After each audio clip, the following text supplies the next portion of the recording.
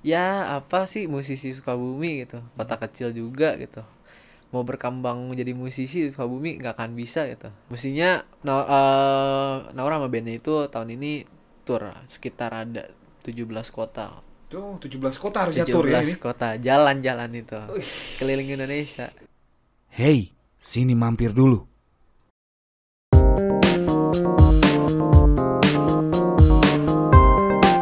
Lu sempet ngisi recording di ini ya proyeknya Marcel ya? Proyeknya Marcel benar. Wow. Itu Gimana ceritanya tuh awalnya tuh? jadi sebetulnya tuh aku nggak kenal sama sekali sama Bang Marcel itu. Kenalnya itu karena pas aku kompetisi di Purwacaraka musik studio, pas waktu tingkat nasionalnya itu yang ngejurinya Bang Marcel. Oke. Dan di situ kayak cuman oh iya tahu gitu Bang Marcel penyanyi drummer juga gitu. Terus Bang Marcelnya juga biasa aja gitu aku. Terus ada acara festival drum namanya Kumpul ID waktu itu pas 2018. Bang Marcel perform situ, aku nonton. Setelah beres perform itu Bang Marcel ternyata sama anaknya, dan anaknya ternyata suka main drum juga, jadi main di boot-boot gitu. Tertarik juga kayaknya buat ngobrol sama aku gitu, jadi nanya-nanya, bang kalau ini drumnya bagus gak kata abang. Iya ini bagus gitu, jadi ngobrol-ngobrol terus tapi nggak belum dekat gitu sama Bang Marcelnya sampai bulan Oktobernya Bang Marcel ada acara drum clinic, drum education. Aku jadi opening act-nya. Oke. Itu di kontak? Di kontaknya itu sama pihak brand waktu itu. Oh, sama pihak Pihak brand. Berarti belum sama belum sama Bang Bang Marcelnya Marcelnya ya. Oke. Di situ ngobrol-ngobrol-ngobrol. Oh iya ingat nih. Terus tukaran nomor WhatsApp. Selesai acara, ada acara biasa makan-makan kumpul-kumpul, di situ mulai ngobrol. Terus Bang Marcel bilang, ayo dong katanya, kamu main dong ke rumah saya, ajarin saya main drum nih. Anak saya ngefans sama kamu. Wah gitu. Serius ini, ya masa saya bercanda katanya. Ayo dong kapan main ke rumah. Terus aku pikir ini kayaknya ini doang basa-basi gitu kan. Terus ya nanti deh kapan-kapan kalau libur, aku bilang gitu aja kan. Terus ternyata pas itu di WhatsApp di kontak lagi, kamu serius ya main kesini, kita nggak bohong, ini serius, sediain waktu loh main kesini, nginep aja katanya. Wah Wow. ini seriusan nih gitu kan, udah suruh main nginep gitu, kok ini gitu, kok bisa tiba-tiba gitu. Ayo sini, anak saya udah pengen main ketemu sama kamu gitu. Terus jadi beberapa kali anaknya kayak sering ngirimin video, Bang Leo kapan main ke sini, Bang Leo kapan main ke sini. Akhirnya saya ngumpulin jadwal, terus nyusun jadwal, terus ngambil waktu luang pas liburan buat nyempetin main ke sana waktu itu. Main nginep biasa main, terus main drum bareng apa kayak gitu-gitu. Itu terjadi ya beberapa kali bolak-balik nginep ke sana, sampai akhirnya tiba-tiba Bang Marcel bilang gini, waktu itu pas di rumahnya, cuman saya waktu itu pas lagi di kamar, tiba-tiba Bang Marcel WhatsApp, Leo kamu main aja ya di project saya ada project nih, kamu main aja sama saya, mau nggak kita rekaman ya 1-2 lagu lah katanya. Wah tiba-tiba nawarin rekaman kan. Ya ampun bang, saya udah numpang di rumah abang, diajakin nginep, ngabisin makanan, sekarang ditawarin job. Terus ya siapa yang nggak mau. Akhirnya dari situlah berawal bisa proyekan sama Bang Marcel gitu. Ngisi 2 lagu ya? Ngisi 2 lagu. 2 lagu. Lagunya udah tayang belum sih? Udah tayang. Ada. Apa judulnya? Judulnya Dunia Orang Dewasa. Itu Bang Marcel di situ jadi ini produser. Tapi yang punya project itu aslinya vokalisnya Cupu Manik, ada Om C. Oh. Di situ. Jadi Om C itu kan biasa di Cupu Manik kan. Iya. Nah, Om C ini pengen punya single sendiri gitu. Dan perlu pemain musik waktu itu. Jadi Bang Marcel yang cariin sebagai produser gitu. Terus diajaknya lah aku gitu. Oh, ini juga berarti bisa sebagai bukti lu gak ada turunan artis kan? Nggak ada sama sekali. Siapa? Gila, gak ada turunan artis. Susah kan? Susah. Berarti ini salah satu bukti dari beberapa kompetisi yang memang jalannya harus ke situ ya kayaknya. Jalannya. Wow. Emang harus ya mau nggak mau melalui itu semua. Oke, itu project pertama ya berarti ya? Itu bisa disebut ya project pertama. Project pertama ya. Yang serius. Serius. Yang nggak seriusnya sih ya ada-ada aja lah. Dan waktu itu sempet sama project juga sama musisi legend ya. Oh iya, ada. Siapa? Pemain bass itu Om Bintang Indrianto. Om Bintang Indrianto. Om Bintang Indrianto itu ketemunya juga nggak sengaja. Nggak sengaja juga. Nggak sengaja juga. Gimana nih? Nggak sengaja gimana nih? Ketemunya di kafe. Di kafe. Di kafe.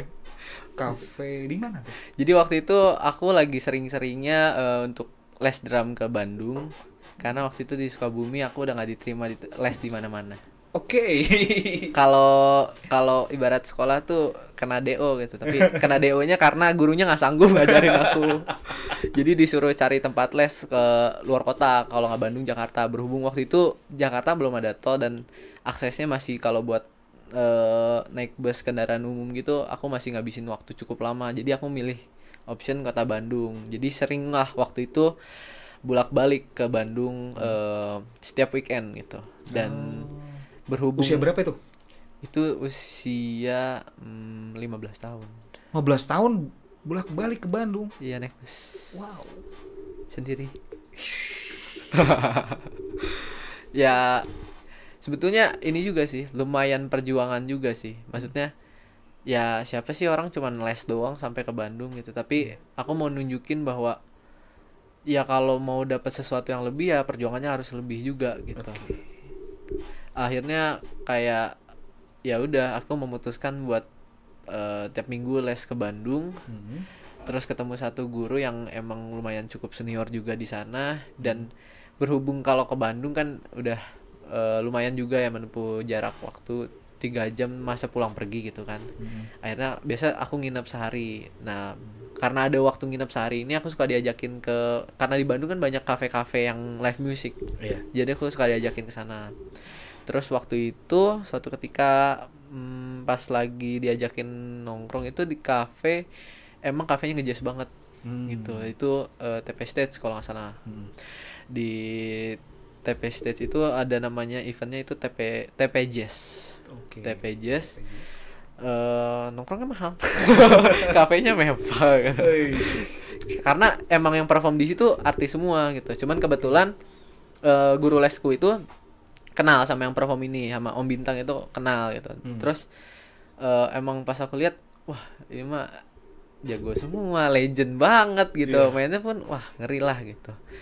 Terus dikenalin, ngobrol-ngobrol, tukeran nomor WhatsApp gitu di situ. Terus gak tahu gimana ngobrol, tiba-tiba Om Bintangnya ngomong gini, "Nak, kayaknya kamu harus proyekkan sama saya. Kamu harus bikin sesuatu karya sama saya. Saya nggak mau kenal kamu cuman buat kenal biasa doang. Kamu harus bikin sesuatu karya sama saya." Di situ lagi di studio kan, teriak-teriak. Kayak wah gitu. Bisa tiba-tiba gini gitu kan. Kayak ini nggak ada angin, nggak ada hujan gitu. Kaget juga. Maksudnya, oh masih ada gitu artis yang humble-nya kayak mereka ini yang mau siapa sih gitu. Saya dari kota kecil Sukabumi yang emang nggak ada turunan artis juga, nggak ada yang ada kalau buat dibilang kenalan gitu, nggak ada punya kenalan artis juga yang bener-bener tulen. Saya sendiri yang musisi yang berangkat ke kota mereka gitu. Dan mereka mau ajak saya ibaratnya stranger gitu kan. Dan bokap juga nggak ada link kan? Nggak ada link karena ini pure lu sendiri kan? Pure sendiri. Karena bokap itu kan ini musisi di gereja aja, jadi emang nggak mau terjun ke dunia sekuler, emang cuman buat musik rohani aja gitu.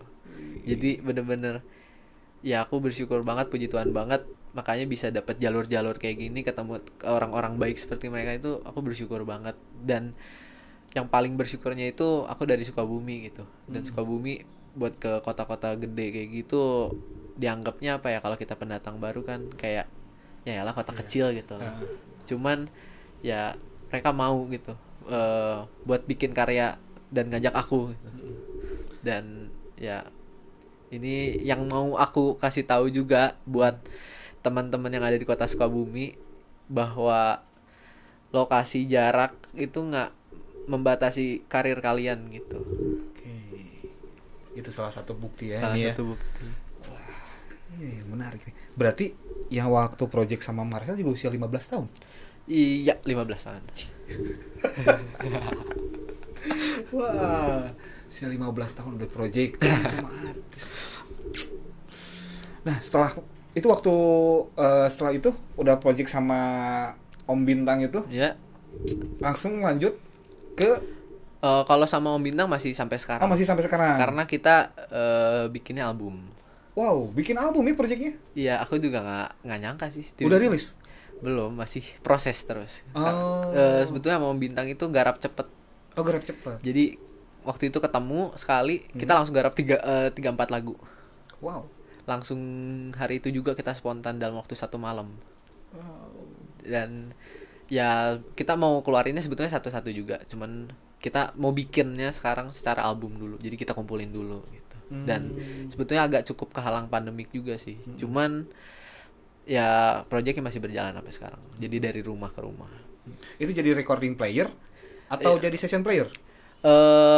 Jadi kalau Om Bintang itu ngajak session player itu yang memang di pemain aslinya. Jadi Om Bintang pengen ngajak aku, tapi aku harus punya karya dulu sama dia biar pas kita main di panggung itu karya kita gitu. Oke. Berarti untuk sementara ini masih recording player dulu ya? Masih recording player. Lu usia 15 tahun ya? Waktu udah ngisi recording player ya? Iya, jadi recording player itu 15 tahun. Nggak kecepetan tuh. Enggak sih buat aku. Masalahnya kan gini ya.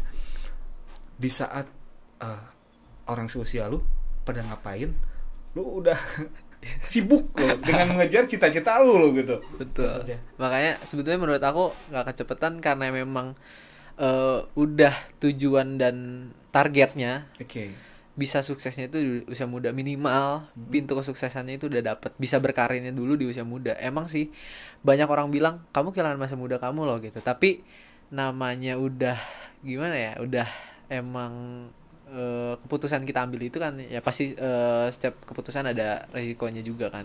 Ya mau itu resiko, tapi aku pribadi nggak nyesel gitu karena memang ya itu yang aku pengen capai gitu. Oke. Gini nih, lu di usia 15 tahun ya. Udah gaul bareng artis sama legend, musisi legend ya. Iya. Musisi legend. Pernah gak sih dalam hati kecil lu, gua nih Gabriel Marvel, Star Syndrome, pernah gak? Hampir tapi terselamatkan. Oke. Gak menutup kemungkinan kan? Gak itu manusiawi kan? Iya, Okay. apalagi karena waktu itu kayak emang sebetulnya ngalamin itu dari pas dari umur 14-15 itu sih sebetulnya. Pas ke 16 udah sadar. Karena pas umur segitu masih belum luas juga gaulnya. Jadi masih udah gaul sama musisi-musisi itu, cuman belum luas, jadi masih belum kayak terbuka lah pikirannya. Jadi masih kayak wah gua nih gitu, musisi Sukabumi, anak seumuran gua main sama orang kayak gini gitu. sempet kayak mana yang lain nggak ada ya yang seumuran gua gitu. Sempet kayak yang Sukabumi mana nih gitu, kok nggak ada lagi. Sebetulnya tujuannya lebih ke ini sih, kayak punya pemikiran gitu karena emang aku belum ngerti gitu. Iya. Kayak apa untuk bahwa yang kayak gitu tuh masuknya Star Syndrome gitu. Okay. Karena waktu itu emang ya seumuran aku doang gitu dari Sukabumi ini gitu. Yang gaul sama artis segala macem gitu. Dan saat suatu ketika ada yang emang biasa main sama aku, dia pemain saksofon, ada orang Cianjur dan dia juga main sama artis. Dia tiba-tiba ngomong, lu kelakuan jangan legek ya katanya. Legek gimana nih katanya. Iya lu jangan legek. Iya legek gimana? Kemarin katanya ada yang menawarin lu katanya. Waktu itu perihal apa ya? Perform atau support. Terus aku nanya, ada budget gak? Oke, gitu ya. Karena waktu itu gini, posisinya orang tuh sering ngomong ke aku kayak, lu mah main kayak gini masa budgetnya segini, lu mah ini dong ada budget dong, kalau misalnya ini apa, kalau misalnya ada yang nawarin lu harus tanya katanya budget berapa, jangan mau dia mau orang main gak dibayar gitu loh. Jadi udah apa ada yang ngomong kayak gitu terus aku mikir oh iya ya jangan dimanfaatin orang gitu mas. Pikiran aku kayak gitu dan tapi ternyata lebih ke kalau aku kayak gitu akhirnya lebih kayak ke sombong gitu. Berarti secara nggak langsung aku udah kasih harga gitu. Dan orang itu ngomong lu jangan kayak gitu lu katanya.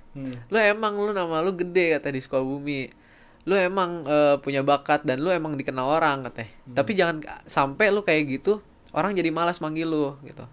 Mungkin lu nggak ngerti katanya. Maksudnya itu budget itu bisa bikin orang jadi ngira lu tuh ngasih harga gitu. Tapi tolong katanya, mending lu nggak usah kayak gitu-gitu dah katanya. Gue juga yang udah lebih banyak main di dunia session nggak pernah gitu-gitu, biarin aja yang kayak gitu mah katanya. Nanti juga emang ada bonusnya datang sendiri kok katanya. Oh jadi gak usah nih katanya. Soalnya ya udah aku jelasin aja kemarin banyak yang ngomong gini. Ngapain lah? Dia session player bukan. Lu dengerin gue session player kata. Oh iya. Akhirnya dari situ kayak oh iya, berarti secara langsung aku kayak ngasih harga gitu loh kalau kayak gitu-gitu. Terus berarti aku udah ngerasa secara nggak langsung gitu, aku ngerasa oh diri aku udah pantas nih dihargai gitu. Jatuhnya attitude ya. Attitude. Seberapa penting sih menurut lu attitude? Banget penting. Penting banget. Karena sebetulnya daripada skill, attitude itu nomor 1 kalau di musik. Gak musik doang sih, sebetulnya dunia entertain itu attitude nomor 1. Jadi lebih baik orang yang skillnya biasa aja tapi attitude-nya bagus daripada yang skillnya mendewa gitu tapi attitude gak ada. Tapi rata-rata yang mendewa attitude-nya pada hilang.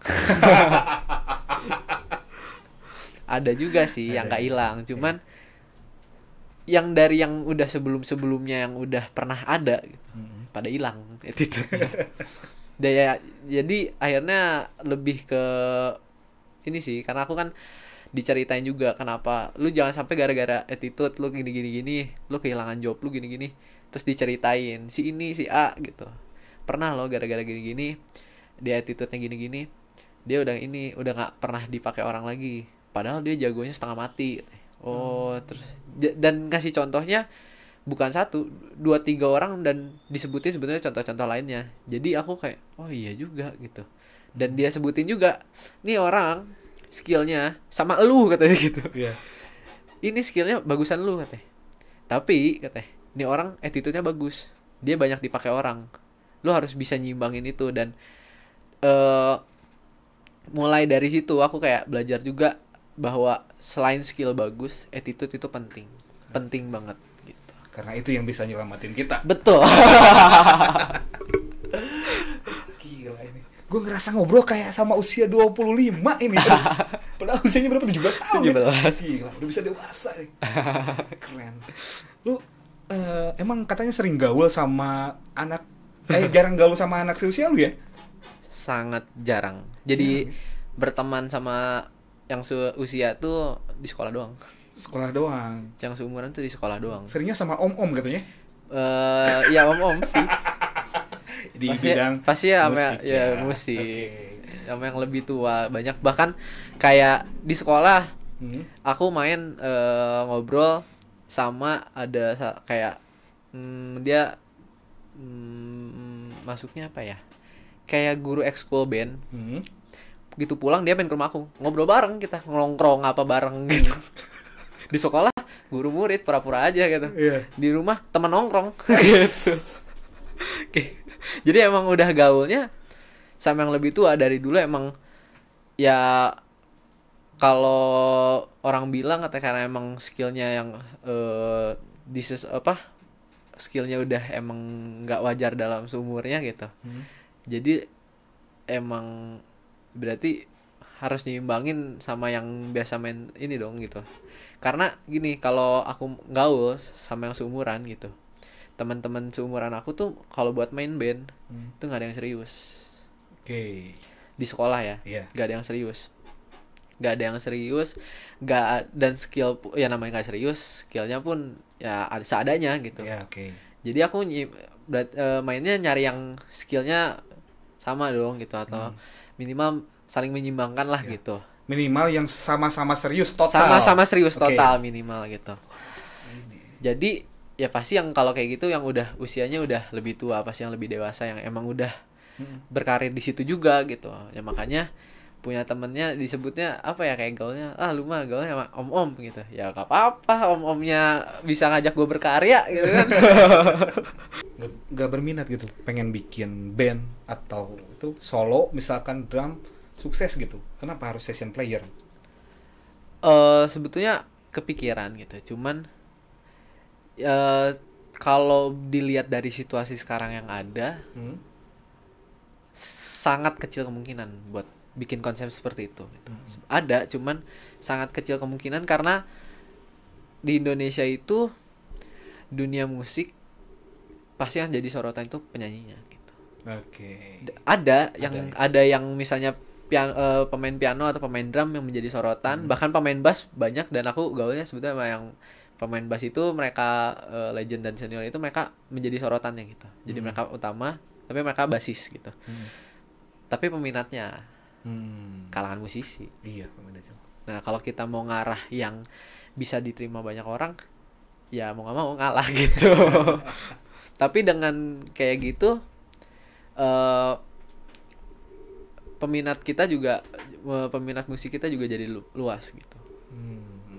Karena ya ibaratnya kita sering main sama, misalnya kita sering main sama salah satu penyanyi gitu. Kita sering dibawa-bawa gitu. Secara nggak langsung fansnya mereka juga nanti kenal kita gitu. Dan ya kita bisa ibaratnya apa ya, kecipratan juga dari situ gitu. Makanya pengen jadinya session player artis gitu. Dan soalnya memang berat juga sih ya kalau misalnya kita merintis yang dari nol banget kan. Memang berat banget kan ya sebetulnya. Kalau pengen benar jadi artis yang utama itu kan. Iya, dan sebetulnya gini, adanya itu di bidang vokal. Dibanding di bidang lainnya gitu. Jarang banget yang bisa terkenal dengan bidang yang selain vokal gitu. Terkenal sebetulnya, cuman lebih di kalangan musisi dibandingkan penikmat musik. Gitu. Iya sih, betul. Penonton musik sih. Kalau penikmat musik dia mengerti tentang musik, tapi kalau penonton ya nonton aja gitu ya. Karena yang menonton maunya cuman yang dia suka. Kalau penikmat biasanya apapun dia ya nikmati gitu. Nah, jadi Leo ini juga seorang session player dari Naura ya? Iya.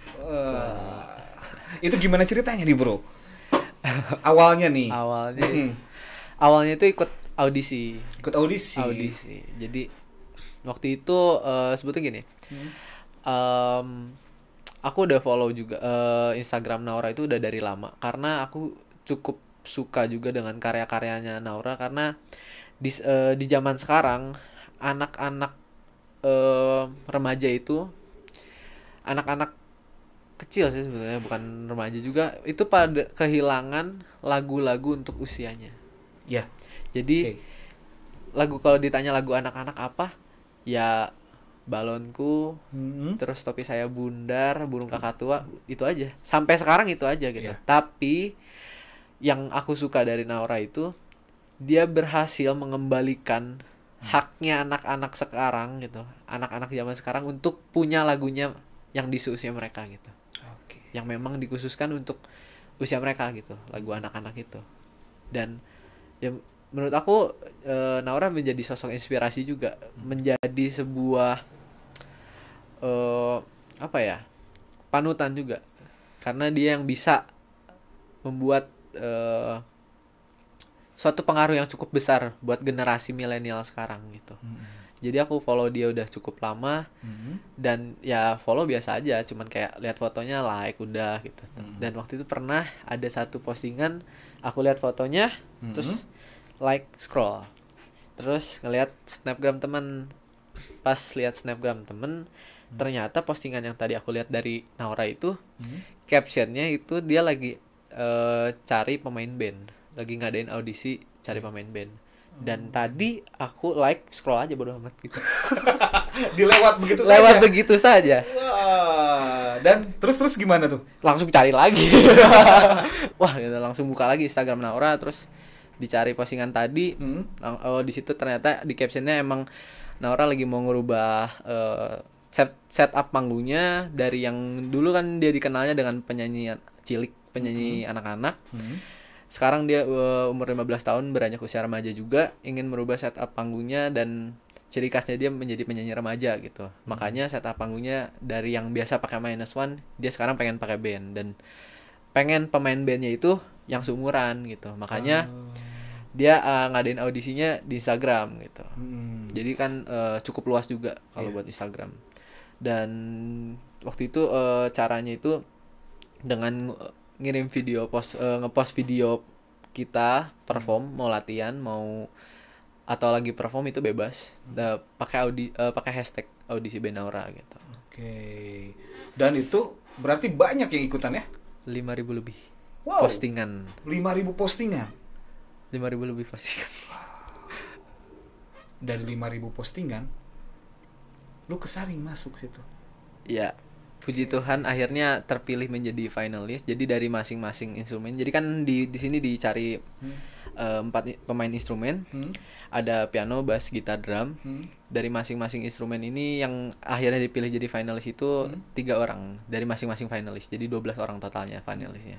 Masih ada nggak sih videonya yang waktu audisi? Oh, ada pas Instagram. Pas audisi live. Yang bukan, yang audisi ngirim hashtag itu? Oh, ngirim hashtag ada. Masih ada nggak sih? Coba kita lihat Instagramnya. Coba kita lihat nih Instagramnya Marvelio. Nah, yang di atas itu tadi kelewatan. Yang mana? Ini. Di atas lagi. Terus. Nah, itu salah satunya ini. Yang dari yang itu baju hitam itu. Coba kita lihat dulu ini. Boleh. Itu video solo main drum jadinya.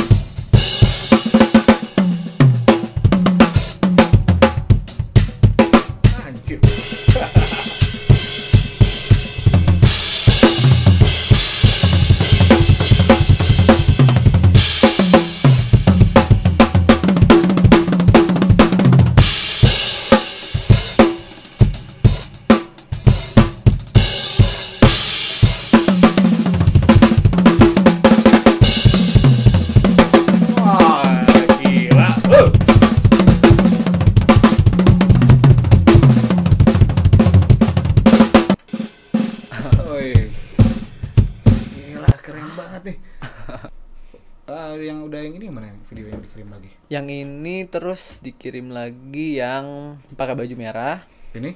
Ya, pakai baju merah. Halo semua. Sebetulnya kalau yang solo lebih ke skill, tapi kalau buat yang pakai lagu aku lebih ke nyari groovingnya aja. Jadi biar ada 2 penilaian tersendiri buat jurinya, nyari grooving dan skill juga aku siapin gitu. Oke. Karena yang namanya band kita kan bukan utama kan kalau sebagai drummer kan. Jadi kita harus lebih kayak bisa ngenakin si vokalisnya gitu. Jadi makanya nyari grooving itu lebih buat kayak bahan pertimbangan juri, gimana cara kita ngenakin si penyanyi gitu. Tapi kalau ditanya skill udah disediain juga gitu. Wah, itu setelah selesai dari sini kan disaring tuh. Tadi disaring. Dari 4 instrumen, masing-masing instrumen disediain 3 player. Masing-masing jadi dipilih 3 player. 3 player. Ini fotonya kayaknya ya? Iya, itu fotonya. Coba. Oh, ini ya. Sebetulnya ada 12 sih. Oh, ada 12. Cuman di sini 11. Oh, ini. Karena ada 1 ikut UN. Nyesel banget. Kalau aku nggak mungkin kayaknya, mending nggak usah UN. Dan percayalah kau yang UN diomongin sama 11 orang lainnya. Ini yang instrumen drum itu bertiga. Oh ini. Iya, 2 lagi dari Bandung. 2 dari Bandung. Dan ini saingannya dari kota besar semua. Kota besar semua. Dari kebanyakan Jakarta sih. Kebanyakan Jakarta. Kebanyakan Jakarta. Terus ini kebetulan drummer 2 lagi ini dari Bandung. Sama paling 1 ada pemain bass dari Pontianak. Itu aja sih. Wow, keren. Wah, ini ya. Ini semuanya. Iya, ini semuanya. Ini siapa nih? Itu Devano. Devano siapa sih? Pacarnya Naura. Oh. Ini pacarnya. Itu Gue bukan anak milenial aja gak tahu. anaknya ini Tante Iis Dahlia. Oh ini. Iya, yang penyanyi juga. Oh, iya. Kebetulan ada di situ, jadi foto bareng sekalian. Ih. Nih. Tapi lu beda banget ya ini sama yang langsung. Gantengan sekarang. Waduh. Saya. Foto teman-temannya. Ini siapa nih? Ini mamahnya Naura. Itu sama iya. Tante Nola Ebitri. Oke. Beda jauh ya Pangli. Udah lama gak di TV kayaknya. Atau gue yang gak ngikutin gitu ya. Ini adiknya juga artis juga, penyanyi ciliknya gantinya Naura mungkin untuk penyanyi cilik adiknya sekarang. Jadi kan Naura udah masuk usia remaja. Sekarang regenerasi penyanyi ciliknya adiknya gitu. Nih pas lagi keringat dingin. Ini sebelumnya berarti? Ini lagi pas nungguin. Jadi kan audisinya pertama 2 tahap tuh audisi live itu. Pertama kita main sendiri, terus kedua dibikin satu band, terus abis itu bandnya diacak lagi, dibikin lagi random, disatuin lagi, dipilih-pilih lagi gitu. Jadi ini waktu masih audisi yang perorangan itu masih satu-satu. Jadi yang lainnya lagi keringat dingin, yang satunya udah kayaknya mandi di dalam keringat.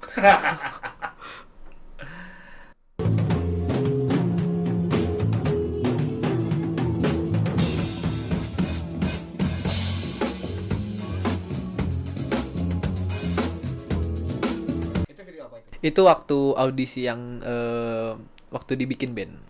Oh, itu yang waktu mainnya? Ya pas lagi mainnya. Oke. Dan setelah itu di pengumumannya? Itu hari Jumat, terus hari Senin malam pengumuman.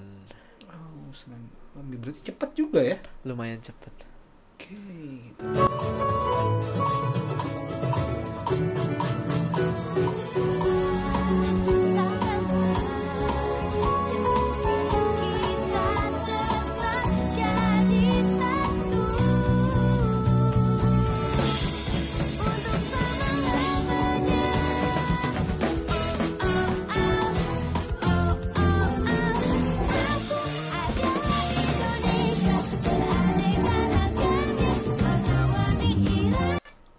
Keren ya. Itu yang buat flyer pengumumannya ada di slide selanjutnya itu. Buat yang nama-nama yang di sini ya? Iya. Oke. Ini dari kota mana sisanya tuh? Jakarta semua. Jakarta semua? Jakarta semua. Gila ya. Seusia tapi kan? Ada yang lebih muda, 2 orang. Satu lagi lebih tua 1 tahun di atas aku. Ini nih pengumumannya salah satunya ya. Iya betul. Wih, ada tulisannya Sukabumi. Iya, yang lain Jakarta gitu. Yang terakhir drummer Sukabumi. Oh iya, lain. Gimana rasanya tuh? Ya bersyukur aja gitu bisa. Selain ngebawa nama kota Sukabumi yang biasa diremehin orang, kota kecil, ya apa sih musisi Sukabumi gitu, kota kecil juga gitu, mau berkembang menjadi musisi Sukabumi nggak akan bisa gitu, ya ini aku bisa bawa nama Sukabumi ke Jakarta kok gitu. Oke. Ada pride sendiri ya? Ada pride sendiri. Jadi buat yang insecure itu, nggak usah dengerin kata orang, pokoknya fokus sama tujuan aja. Pasti bisa kok. Coba kita lihat nih. Ini waktu latihan sama mentor karena kita pas awal lolos audisi, kita dikasih beberapa kali pertemuan sama mentor untuk latih materinya Naura, karena lumayan ternyata materi Naura lumayan cukup berat juga. Karena waktu dia, jadi sebelumnya kan Naura pakai -1 kalau tiap kali perform. Terus sekarang rubah setup panggung menjadi band, jadi penyesuaian juga ke kitanya, ke Nauranya juga. Makanya ada latihan bareng mentor yang emang Naura kan udah beberapa kali konser juga. Nah, kalau konser itu Naura pakai band, pakai orkestra. Nah, ini kita latihan sama band yang biasa ngiringin dia di orkestra gitu. Ini ya. Iya. Tuh. Iya, Cilepeng. Masih bersih ya, itu kelihatannya ya. Masih bersih. Wih, Semenjak corona menyerang kan kurang tidur ya. Begadang mulu. Udah kelihatan mulai sangar nih di sini. Ini apa ini? Ini pas perform terakhir. Mungkin ya menjadi salah satu perform terakhir juga tahun 2020. Ini terakhir di event dan Kau Kreasi Anak gitu. Berhubung sekarang lagi pandemi kan. Jadi semua job itu pasti online. Oke. Gitu. Mestinya Naura sama bandnya itu tahun ini tour sekitar ada 17 kota. Tuh, 17 kota harusnya tur ya ini. 17 kota, jalan-jalan itu.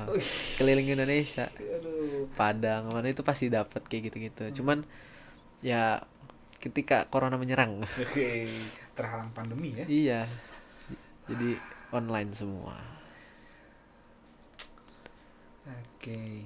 Jadi sekarang sementara ini jobnya online. Online semua. Oke. Wah, keren bener. Serius. Ini contoh salah satu anak muda yang inspiratif banget nih. Thank you. Ini bro, untuk terakhir nih. Iya. Ada yang mau disampaikan nggak? Buat teman-teman nih yang denger nih. Buat teman-teman atau musisi-musisi yang ada di Kota Sukabumi, mungkin musisi-musisi di luar sana bilang kalau kita itu dari kota kecil dan kita susah berkembang. Tapi jangan pernah kalian terpatok oleh itu. Jangan pernah itu menjadi batas, membuat kalian menjadi terbatas untuk berkreasi gitu. Tetap aja fokus sama tujuan kalian. Jangan pernah dengerin kata orang. Terus tekun, komitmen. Kalian pasti bisa kok gitu. Walaupun kondisinya kayak aku gini kan dari Kota Sukabumi, banyak orang yang bilang, ya apaan sih musisi kota kecil gitu. Itu gak menutup kemungkinan kok, asal kalian berusaha gitu. Asal kalian berusaha pasti ada hasilnya. Karena usaha tidak akan pernah mengkhianati hasil. Nice, gila. Dan satu lagi. Oke. Apa nih? Terus aja berusaha, karena rezeki Tuhan yang ngatur. Gak usah kalian perhitungan itu, gak usah diperhitungin. Nanti kalau kita udah usaha takut gagal segala macem. Kalau kalian mikirnya kayak gitu terus, ya gak akan berkembang gitu. Karena kalian gak pernah berani mencoba. Jadi lebih baik terus aja berusaha. Masalah hasil Tuhan pasti kasih, karena Tuhan memperhitungkan segala perjuangan kalian gitu. Mantap. Oke. Terima kasih nih. Siap, terima kasih juga telah mengundang di podcast ini. Gila, keren banget. Baru tahu lah di Sukabumi ada podcast sekeren ini. Wah, bisa aja loh. Serius, baru tahu. Aduh. Thank you Leo ya udah mampir ke sini. Sama-sama. Ya, mudah-mudahan ini yang dengar bisa jadi inspirasi ya. Amin. Oke. Jangan lupa berusaha, karena usaha tidak akan mengkhianati hasil. Itu dia pesan Marvel. Siap. Thank you Leo. Oke, siap. Okay, Thank you. let's close this. Hey, sini mampir dulu.